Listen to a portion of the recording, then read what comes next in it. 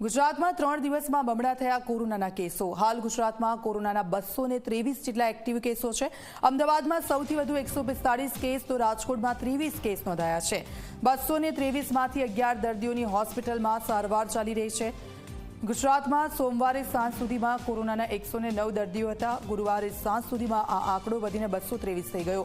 અમદાવાદમાં સૌથી વધુ કોરોનાના કેસ છે અને કોરોનાના જે કેસ નોંધાઈ રહ્યા છે તેમના સેમ્પલ લઈને જીનોમ સિક્વન્સિંગ માટે મોકલવામાં આવ્યા છે। સાથે જો કોઈ પણ શંકાસ્પદ લક્ષણો દેખાય તો ટેસ્ટ કરાવવાની પણ સલાહ આપવામાં આવી છે।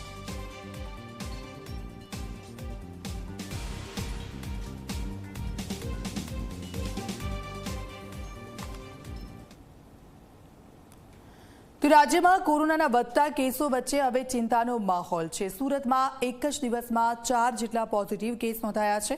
એક સપ્તાહમાં કુલ 9 કોરોના પોઝિટિવ કેસ સામે આવ્યા।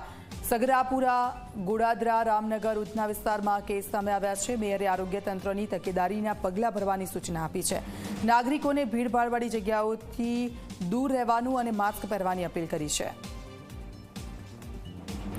કોરોનાના કેસો ફરી સામે આવ્યા છે અને સુરતમાં જે રીતે એક્ટિવ કેસો જોવા મળી રહ્યા છે તેને લઈને ચિંતામાં તંત્ર, સાથે જ કાળજી લેવાની પણ સલાહ આપવામાં આવી છે। મેયરે આરોગ્ય તંત્રને અને લોકોને ખાસ કરીને સૂચનાઓ આપી છે।